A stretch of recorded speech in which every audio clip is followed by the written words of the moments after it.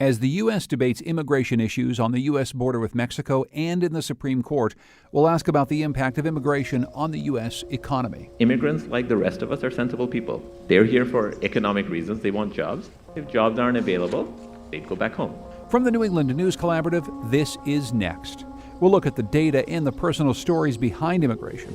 We'll also take you around the region to learn what an accent can say about a person. I don't sound terribly Australian. That tells the story of somebody who has gone to drama school, been made to feel a little ashamed of their Australian accent. To cook up some invasive species.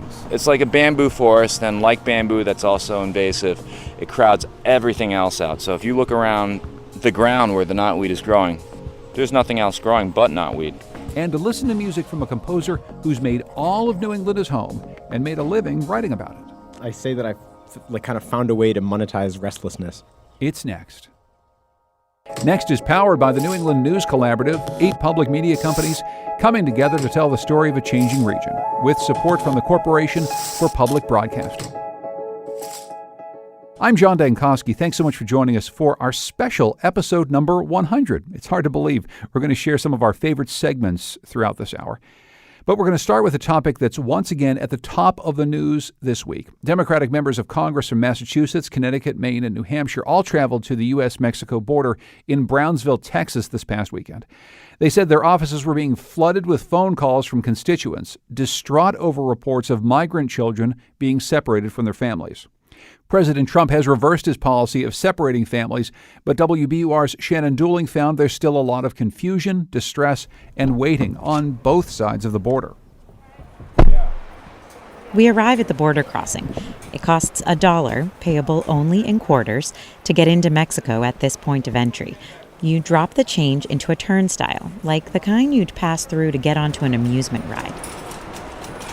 We cross a pedestrian bridge over the chocolate milk-colored Rio Grande and enter Matamoros, Mexico. In the other direction, there's a makeshift Customs and Border Patrol checkpoint, 2 CBP agents, and a podium. Locals say they've never seen a preliminary checkpoint like this on the bridge into the U.S.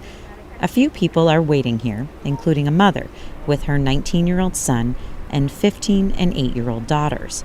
Her 3-year-old granddaughter is peering out through the holes in the chain-link fence running along the bridge. Yo tenía negocios, tiendas de ropa, zapatos, artículos. Rosa is from Honduras. She says she had her own business there. She'd sell clothes, shoes, some food, until the gang MS-13 started trying to extort her. She and her husband refused, so she says the gang killed her husband and tried to kidnap her oldest children. That's when she took her family and fled to Mexico, where they've been living for a year.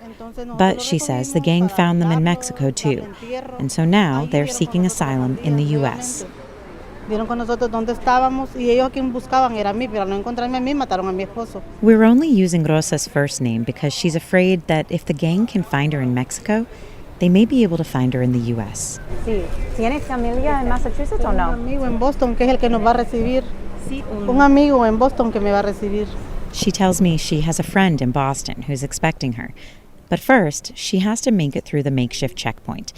If she does, and her family is able to apply for asylum, in time, they'll likely find themselves waiting again at the Border Patrol station, possibly in a detention facility. And maybe, if things go according to their plan, they might wait for a few hours with Sister Norma. There's one person from Boston, but they're not here. They're going to bring them later on. They're in another parish right now, where they spend the night.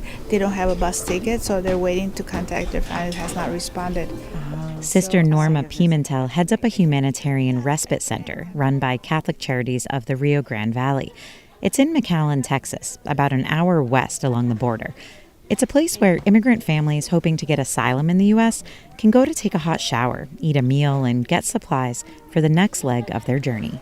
Where they can look forward to reuniting with their family and continuing that process. Hopefully that they're able to secure some kind of political asylum case. Pimentel says the center receives around 50 families a day, most of them from Guatemala, Honduras, and El Salvador. Everyone in the facility looks exhausted. Some are slumping forward, resting their elbows on their knees and holding their heads in their hands. Many of the adults are sitting in blue plastic chairs, sort of staring off into the distance, waiting for their bus to bring them closer to their family. And in the corner, there's 6 or 7 children, playing with volunteers, laughing, and at least for these few moments, carefree. That's our immigration reporter, Shannon Dooling, reporting from Texas. We'll hear more from her in a minute. One of the loudest arguments about immigration, both legal and illegal, from both Mexico and predominantly Muslim countries, is that it hurts the chances of American-born workers to succeed and damages the U.S. economy. But here in New England, the population is aging faster than the rest of the country, and the young replacement workers needed to sustain that workforce are leaving. Immigration is providing the only demographic trend that's going in the other direction. But we rarely conduct this immigration conversation with data. It's mostly with emotion. So a few weeks back, we tried to change that with a live Next event at the International Festival of Arts and Ideas in New Haven, Connecticut. We spoke with Mushfiq Mubarak, a professor of economics at Yale University who's done research on the impact of immigration on the U.S. economy. He's also a native of Bangladesh who immigrated here. I want to ask you first about this idea of immigration affecting native-born workers. There is a feeling that if people come from elsewhere, that it is going to naturally negatively impact the availability of jobs for native-born Americans. Talk a bit more through the research that you've done about that and that you've seen about that. This is the natural reaction, which is, you observe a foreign-born worker coming in and taking a job, and your natural reaction is, the simplest explanation here is that this is a job that would have gone to an American-born worker had it not been for the foreign. But it turns out that when you look at the data very, very carefully, the story is not that simple. I guess I'm wondering if you talk about the economy as a whole, what do we see as the impact of this increasing number of immigrants coming over the course of the last couple decades? So one of the mistakes we're making in, when people think about the adverse effects of immigration is that if you think that there's some kind of a fixed number of jobs in the United States economy, and whenever an immigrant comes in, they take up some of those jobs, then of course you're going to see negative effects. But that's a very strange or unsophisticated way to think about the world. There isn't a fixed number of jobs. And so the way to think about, how jobs are changing is that if there are immigrant workers who are lowering the cost of operating the business, that actually creates an opportunity for entrepreneurs to hire more Americans to be client-facing.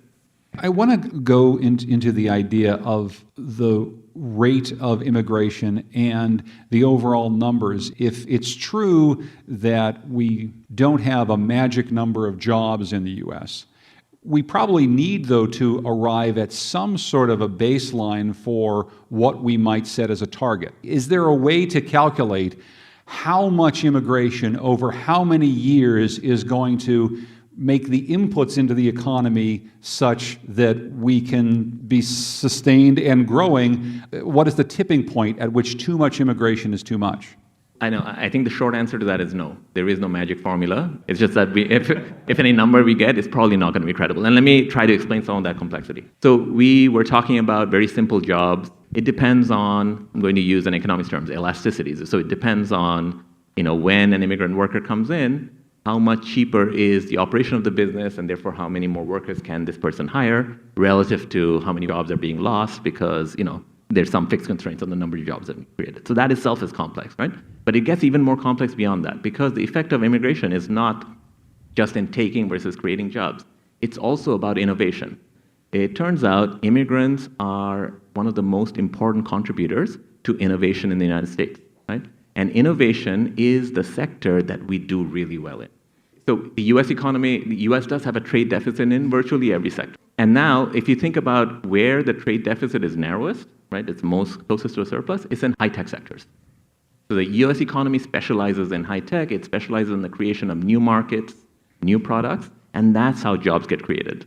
So is there some kernel, though, in that, an argument for the merit-based immigration system that some propose that say, if we bring people here who are innovators with certain job skills, we won't be displacing or driving down the wages of lower-skilled workers, but we will be bringing in people who can contribute economically at the highest possible level to keep America on that trajectory that we believe that we're on? Do we think that government bureaucrats sitting at USCIS, that they're the best at identifying talent and innovators? Probably not, right? America has a big family-based immigration policy. So, which is that, apart from these H-1B visas, which is companies hiring people and then sponsoring them for visas, there's also American citizens who can sponsor their relatives to come to the US. Now, is that a problem? No, look, American citizens who are bringing other people in, when they bring other people in, and I've had to do this myself, they are taking responsibility, financial responsibility for those people. American citizens, by and large, are sensible. They're only going to take responsibility for a set of people who they want to bring in and think that this is a good idea. And I think leaving it up to US citizens about who they want to bring in, there's a lot to be said for that rather than leaving it up to government bureaucrats. I wouldn't bring my loser cousin in because, I'm going to have to pay for that for many, many years if I do. I want to bring up on that note, I want to bring up our next guest, someone who's involved in the process of welcoming in people into the country. Will Knierim is Director of Employment and Education Services at Integrated Refugee and Immigrant Services in New Haven. Will, maybe you can talk a little bit about the work that you do at IRIS, first of all, just to give us a grounding in your work. Absolutely. So we are a refugee resettlement organization here in New Haven, Connecticut. Just so you have some idea of the numbers, there are 65 million refugees in the world. 22 million of them have been given refugee status by the United Nations, and fewer than 1% of that group have been resettled each year for the last number of years. So America's been bringing anywhere from 60 to 100,000 refugees, and our current president set the number at a record low of 45,000 for this fiscal year, but it looks like we'll have fewer than 20,000.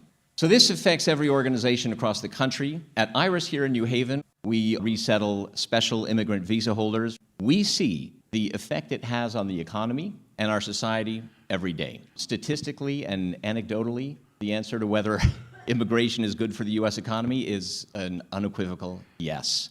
I want to turn to Shannon Dooling. She's a reporter for WBUR in Boston. She's been working with me for the last couple of years on the New England News Collaborative on this project called Facing Change. And one of the things that you've followed is not just individuals who are here who have some very harrowing personal stories that we've heard at some great length through our reporting, but also families that have mixed immigration status and how difficult that can be. Yeah, so it's often referred to as mixed status households. They are very common. The family that we're thinking about right now, I'll give you their sort of portfolio. The mother and father fled from Guatemala, the 4 sons of these 2 people. 3 of them are US-born citizens. 1 of them is not. He came to the country without authorization to meet up with his mom and dad. Isidro Macario is the eldest. He was born in Guatemala, and in February, he was deported back to Guatemala. I was there at the airport at Logan International at 6 a.m. Literally, regardless of where you stand on policy, you're watching siblings being separated and not knowing when or how or if they're going to reunite. So let's hear from Isidro. He talks here a little bit about what living in a mixed status household has meant for him. It's very tough for myself and also for my family because we've been struggling with this for so many years, and instead of getting better, it keeps getting worse and worse and worse, and we just nobody understands probably our pain. That was a hard story to witness. There is an economic imperative to this as well, and you got at it before, and it has to do with what this has done to these young men. Can you talk about that and how this relates to our conversation about the economy? I think what my takeaway is that, so the 3 youngest brothers, all U.S. citizens, U.S.-born citizens, the 21-year-old had sort of accepted the fact that he was now going to be the primary breadwinner for his family of 3. He said, I'll pick up, a couple extra shifts. I'm going to try to do my best to be the father figure. The 18-year-old was going to pick up some extra shifts at McDonald's in a Boston suburb and also, try to make it through his senior year of high school. And the 16-year-old didn't want to talk at all. It was kind of like if he wasn't talking about it, it wasn't happening. The 18-year-old and 16-year-old have failed out of high school. The 21-year-old is trying to sort of keep it all together. So here we have 3 U.S.-born citizens, and according to politics and policy, we've made a very clear line to differentiate them from their brother. And we've not given them much hope or motivation to become productive members of our community or our society. It's really all they can do to just kind of keep it together and be there for one another. So I'll let you maybe do the calculations as to what that might mean for economic productivity. But to me, it means we have some disenfranchised and isolated citizens that are going to be part of a whole new generation.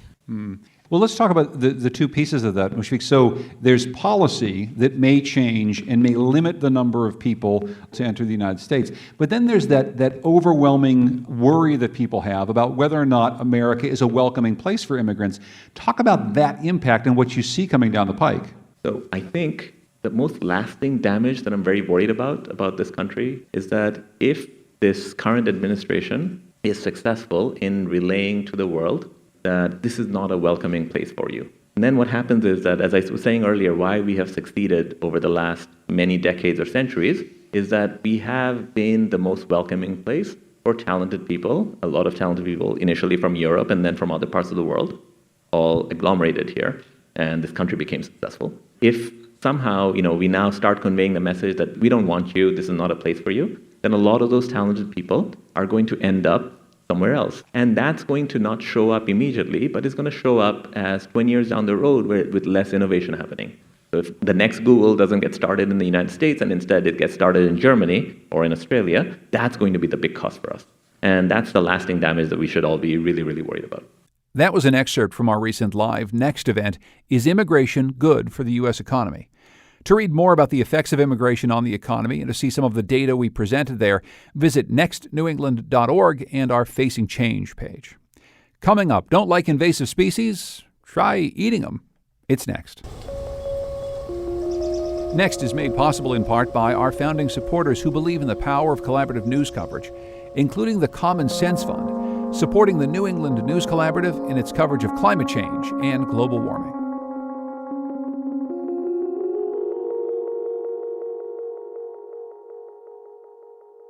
This week's show is our 100th, so we're going to listen back to some of our favorite segments over the last 2 years or so, including this one from WBUR's Sarah Rose Brenner.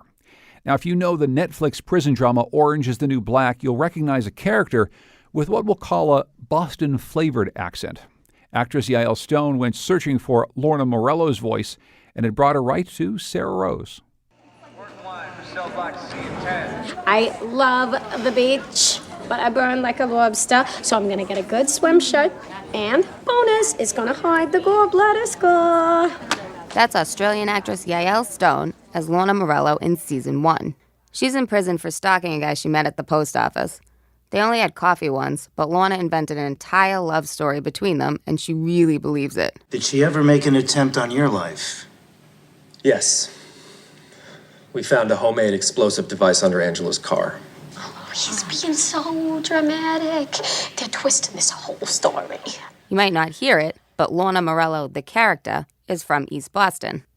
5 years ago, early into filming of the first season, Yael Stone, the actress, took a quick trip to Boston to help her learn the character. I think it was 2 days, yeah.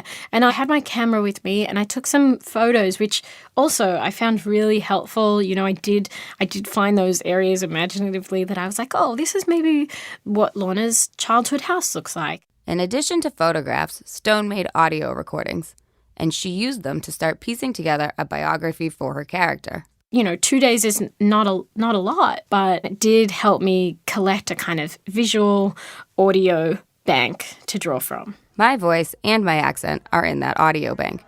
On that trip to Boston 5 years ago, Stone and I met at a cafe, and she brought her recorder.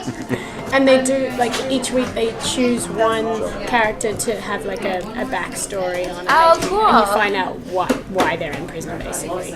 there's a beautiful part which I used to love listening to, where you're talking about, I think you're talking about work and sport. Yeah, it's great, other than the fact that there's no hockey. It must have been around Christmas time, because there's Christmas music in the background. I think I blame it like solely on Jeremy Jacobs at this point. Who's the Bruins on it? And it just has this like beautiful ethereal quality, and it's like drifting away, and you're talking with your beautiful accent, and I used to love listening to that. There was a few things I would listen to on the way to work. He's lost the second most games out of anyone.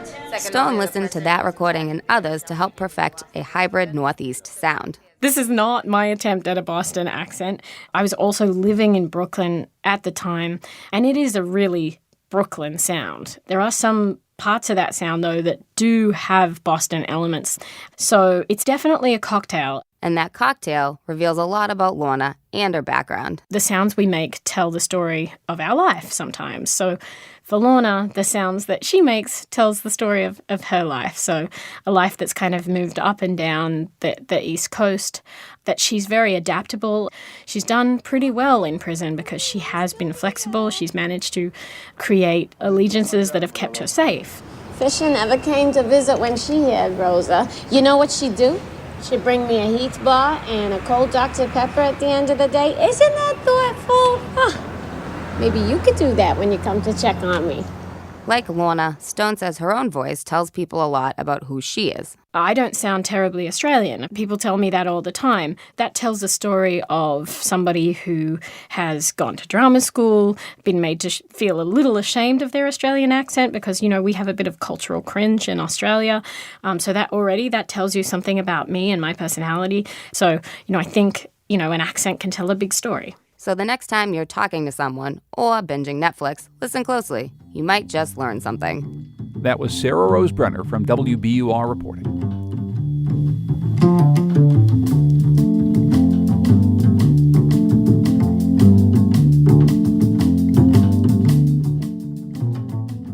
I think it's fair to say that the regional food of New England is seafood. Lobster rolls, fried clams, steamers, scallops, and cod. But depleted stocks, warming waters, pollution, and nitrogen runoff are all concerns that have us changing the way we think about what we eat from our waters. On our very first show, we talked with chefs who are putting unwanted fish on the menu, hoping to reduce demand for those increasingly threatened, sought-after fish that you usually see on just about every seafood restaurant menu, fish like tuna. Emily Corwin brought us this profile of Chef Brendan Vesey of The Joinery in Newmarket, New Hampshire. Tuna is delicious, and I understand why we catch it, but I currently don't serve it. He says eating that one big predator at the top of the food chain throws off the whole ecosystem. So instead of seared tuna steaks on his menu, it's invasive green crab bisque with seared fish, fresh peas, and house-made bacon. That's right, invasive green crab bisque for $10. That creepy sound is 20 pounds of green crabs clawing and crawling in a plastic bucket. Fisherman Everett Leach is dropping them off here at the restaurant. As he stops one from escaping, another crawls right out. Keep an eye on them. They're runners. Green crabs are native to Europe and Africa, but they arrived in New England 200 years ago. They eat a lot of things fishermen are after: clams, oysters, mussels, soft-shell crabs, scallops. The Maine Clammers Association describes green crabs on their website as a cancer literally eating away at Maine's marine resources. That's a quote. Quantity is not a problem. There's millions of them. VC pays $2 a pound for these guys. That's a third what he'd pay for steamer clams and a ninth what he'd pay for scallops.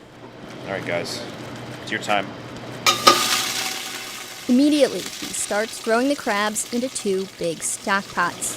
I'm going to put them in a hot pot with some oil in the bottom and toast the shells up, and then I'll add liquid to make stock. For now, stock is about the only thing you can make with these guys. VC says you could spend hours shelling all 20 pounds of these crabs and end up with only a half pound of meat. And they're really small, and they're really, really hard. The shells, rock hard. The stock is green and pungent, and it tastes sweet and rich. VC hopes someday, though, he can do something more with these little critters than just make soup. With blue crabs, for example, that's the kind you find in Maryland, fishermen have figured out how to catch them just before they shed their shells, then harvest them while they're naked. That's soft-shell crab. If we had those, we could probably get rid of green crabs in a year because everybody wants to eat that. It's been 200 years since the New England shoreline was free of these invasive predators. Without them, think of all the moneymakers, the oysters and scallops there'd be to go around. That's reporter Emily Corwin of VPR. She reported that story for New Hampshire Public Radio's food blog, Foodstuffs. Now, I've actually eaten tiny invasive crabs before. They're on the menu at a place in New Haven, Connecticut called Mia's. It's known as the birthplace of sustainable sushi. What exactly does that mean? Well, you're not going to find things you're used to seeing on the menu of the sushi place down the street. No farmed shrimp or salmon, no bluefin tuna or eel. They're all replaced by unwanted fish like carp and lots of plants, including some plants that come from Chef Bunlai's front yard. This is wild lettuce. Smell this. It's amazing. Oh, it smells beautiful. Okay, and then take a little tear like that. Yeah. Taste like it. That.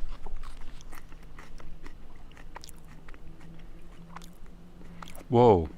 And it has a lot of flavors I wouldn't have expected. Mm-hmm. You know, just sort of, it jumps out at you at first. Mm-hmm. Waves of flavor. It's Yeah. very, very sophisticated, but it's an old plant.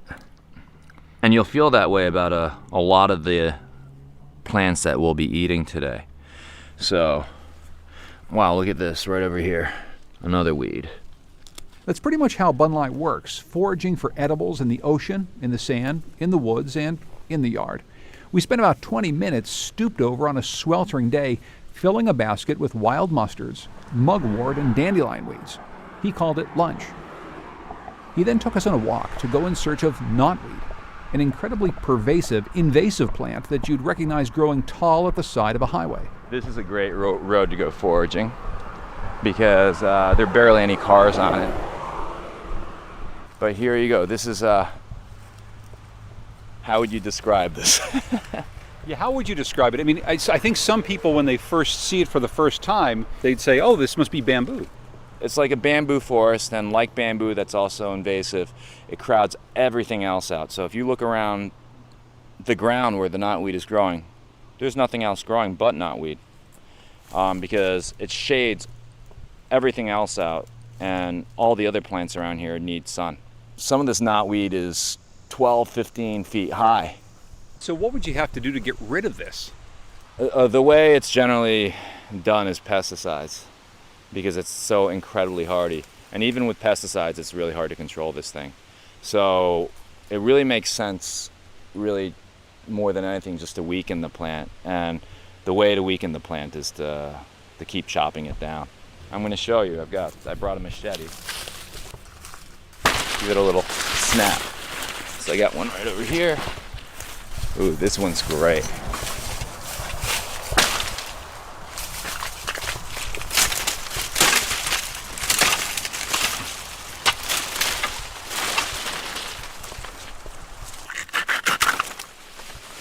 These big leaves.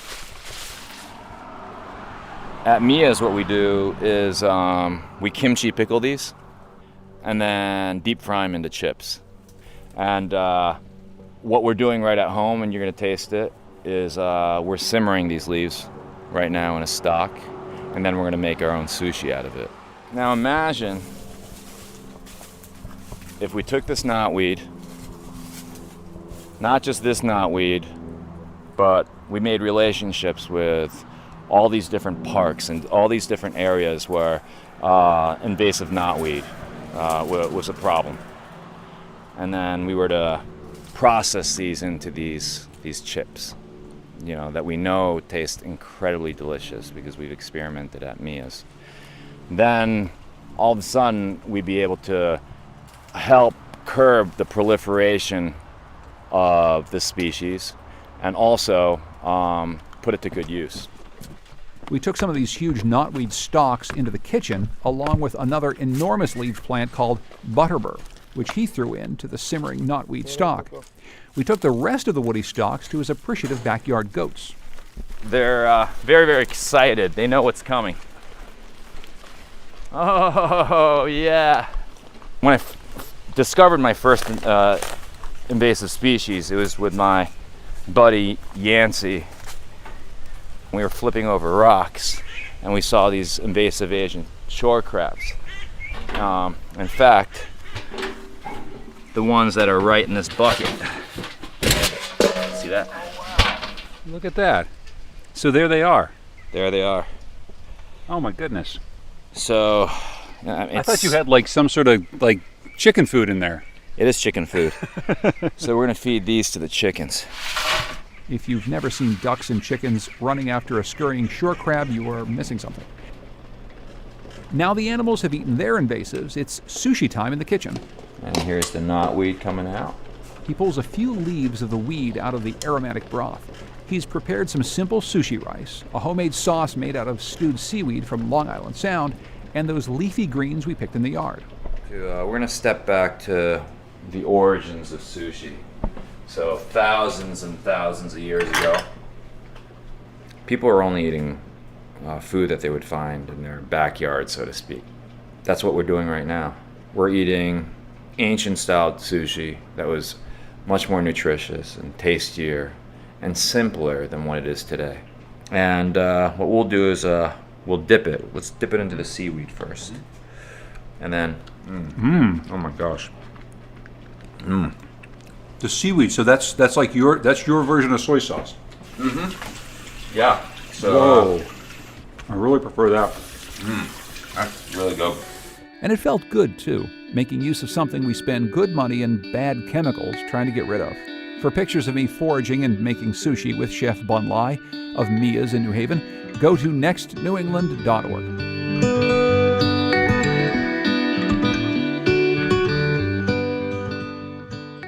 All right, we've been tasting New England. Now it's time to really listen. NHPR's Sean Hurley brought us this postcard he recorded last summer with Steve Wilkes, a drumming professor at Berklee College of Music and a former member of the Blue Man Group. Wilkes was making the first ever audio map of the White Mountains. We walked beside the summer quiet chairlift at the Waterville Valley ski area, Steve Wilkes and I, on our way to the 4,000-foot summit of Mount Tecumseh. One of the things I wanted to do today is I just wanted to do a really wide stereo recording of the summit, regardless of what's there. Though Wilkes has only been recording for a few days, his audio map of the White Mountains is already studded with sounds, from the birds and bugs atop Mount Israel to the train and crew noise of the Cog Railway. So now we're on the bypass portion of the Cog Railway again. This was built in the early 2000s. Wilkes has done this before. For 3 years he roved and recorded Cape Cod, creating a sound map of the indigenous and characteristic sounds there. One early sound surprise for Wilkes here in the forest? I definitely expected a lot more birds. And as we can see on this trail right now, there's not a bird within earshot. This lack of bird sound, however, revealed something else. It's just been so darn quiet. You can't find this on Cape Cod. There's nowhere on Cape Cod. You will find it this silent. Is quiet something that you can capture well? Yeah, I think so. Maybe that's one of the artistic challenges of this. You know, I'm here recording the forest, but how do I get across to everybody else the idea, the quality of silence, when recording is essentially, you know, a medium to record the opposite? An artistic challenge Wilkes has to face when we arrive on the quiet, windless summit of Mount Tecumseh. Here's his recording.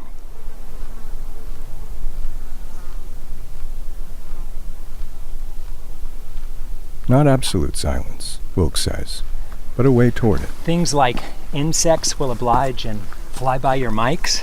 In some ways, I think that communicates as silence to people. After 10 minutes of recording, Wilkes gathers his gear. What we just did was an act of music.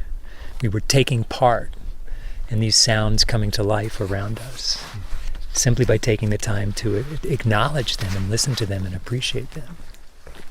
We head back down the mountain. I'm coming from the standpoint of a musician. I can't get away from that. In some way, this is all about music to me. The music of nature, the nature of music. The very act of listening, Wilkes suggests, is a form of music, and a good listener, a kind of musician. And I guess that means being a musician is more about how you take things in through the years, how you accept and respect things through the years, at least as much, if not more than performing something or writing something. Wilkes stops to record a brook. So water has been kind of a huge theme for me. And it wasn't necessarily what I expected, but definitely the other surprise, and it shouldn't be, but has just been the people that I've encountered on the trails, and especially some of the people that I've been able to record. Silence, water, people.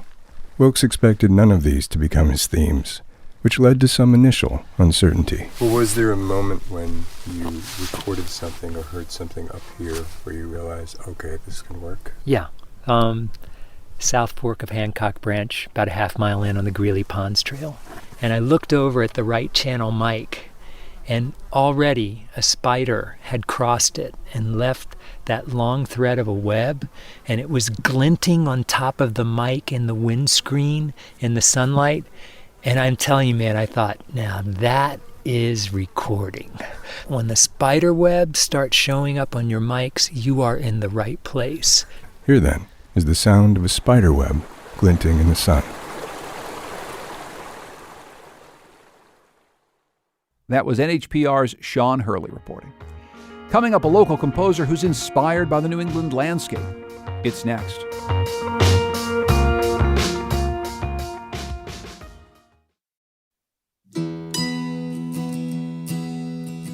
Next is made possible in part by our founding supporters who believe in the power of collaborative news coverage, including the John Merck Fund, supporting the New England News Collaborative in its coverage of climate and clean energy.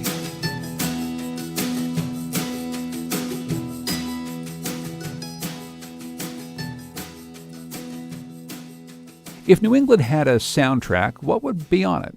We know at least some of the songs would be written by local composer Ben Cosgrove, whose instrumental compositions are inspired by our region's landscapes.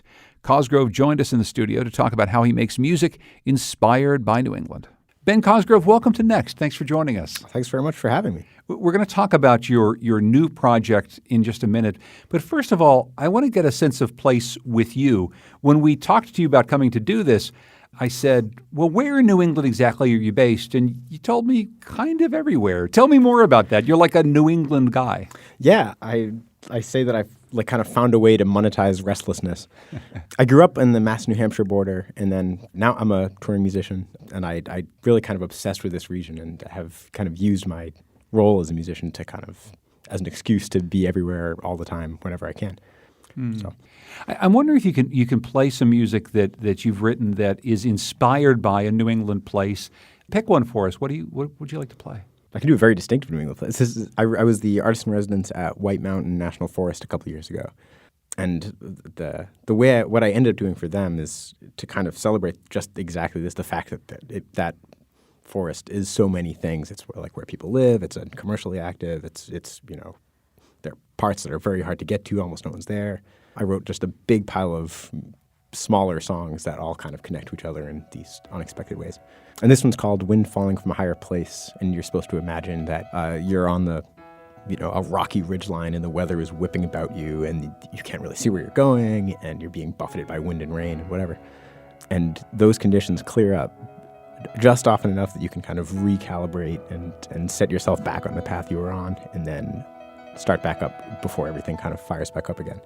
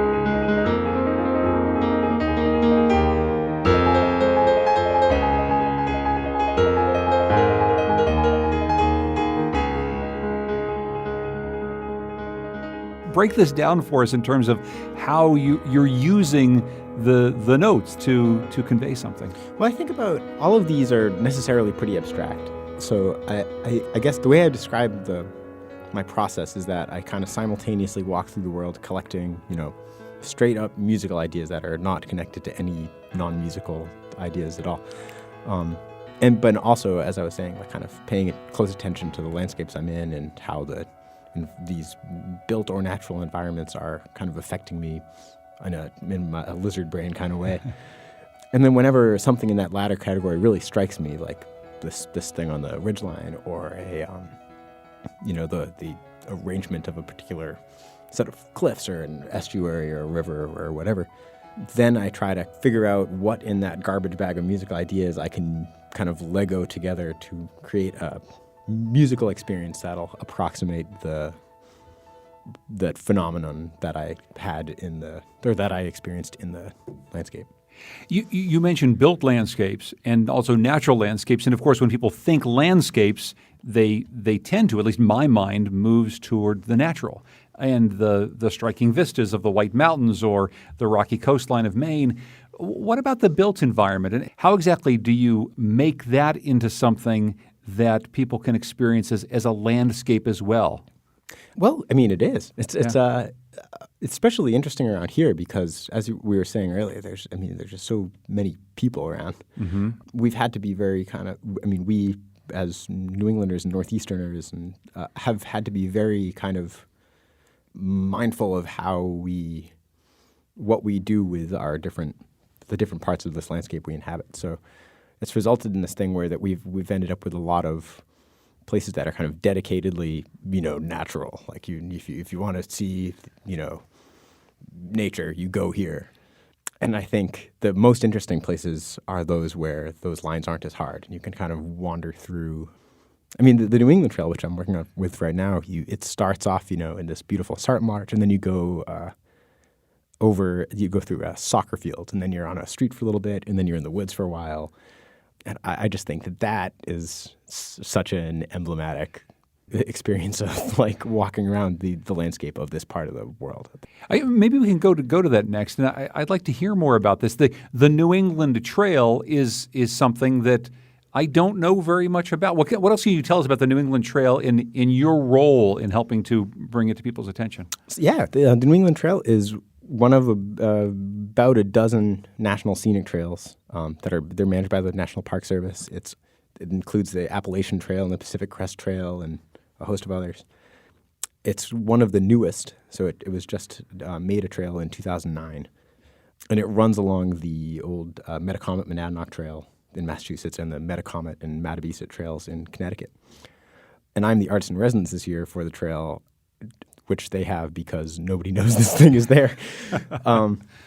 So what I'm supposed to be doing is walking as much of this trail as I can, and then writing some music or creating some kind of musical product that'll reflect it in some way.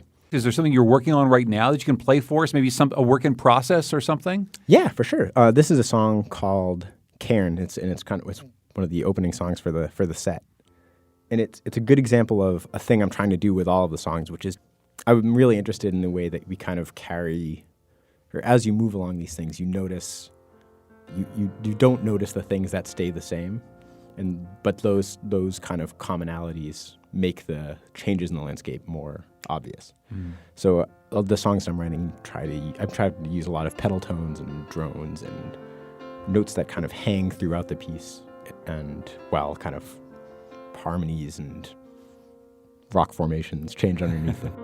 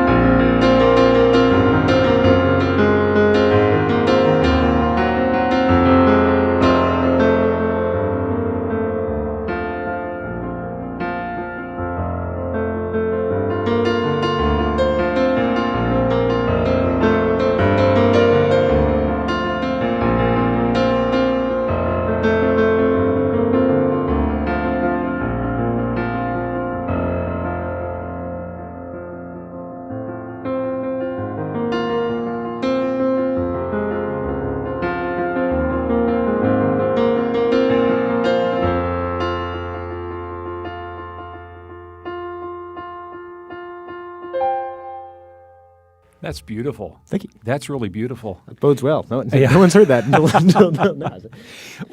When do you know it's done?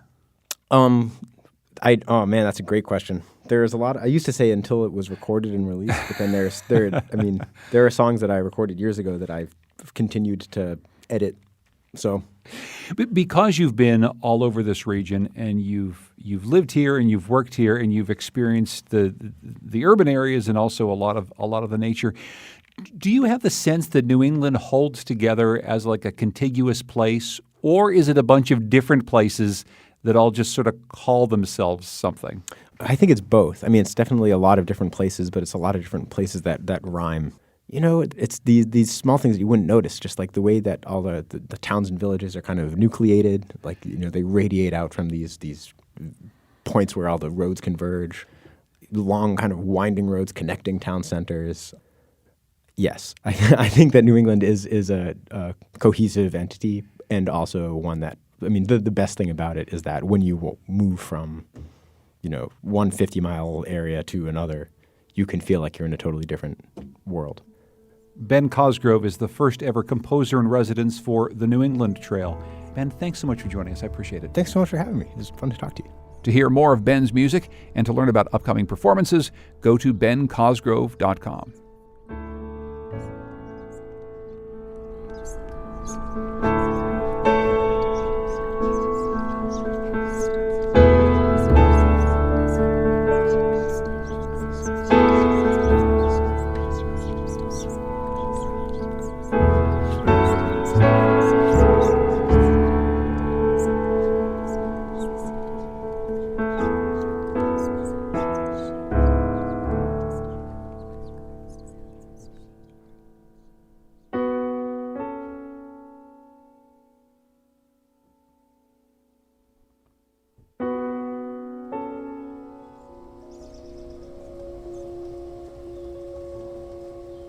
Well, we made it through 100 episodes charting our changing region. Thank you for your support of the show, whether you're listening on the Maine seacoast, a rolling highway in rural Vermont, a coffee shop in Concord, or a traffic jam in Hartford. And a special thanks to everyone who's made this show possible here. Our executive producer, Katie Tolarski, our founding producer, Andrew Maraskin, our amazing show producers, Lydia Brown, Lily Tyson, and Ali Oshinsky, and our digital producers, Heather Brandon and Carlos Mejia. Todd Merrill wrote our theme music. You can hear sounds recorded all over our region buried right in there, and you can hear more of his music at toddmerrill.com. Our friends, the New Haven-based folk rock band Goodnight Blue Moon, they let us use their song, New England. Thanks. The New England News Collaborative is funded in part by the Corporation for Public Broadcasting, with support from Douglas Stone and Mary Schwab Stone through the Smart Family Foundation of New York and the Melville Charitable Trust. It's powered by WBUR Boston, Vermont Public Radio, New Hampshire Public Radio, Maine Public Radio, Rhode Island Public Radio, WSHU Public Radio Group, New England Public Radio, and Connecticut Public Radio.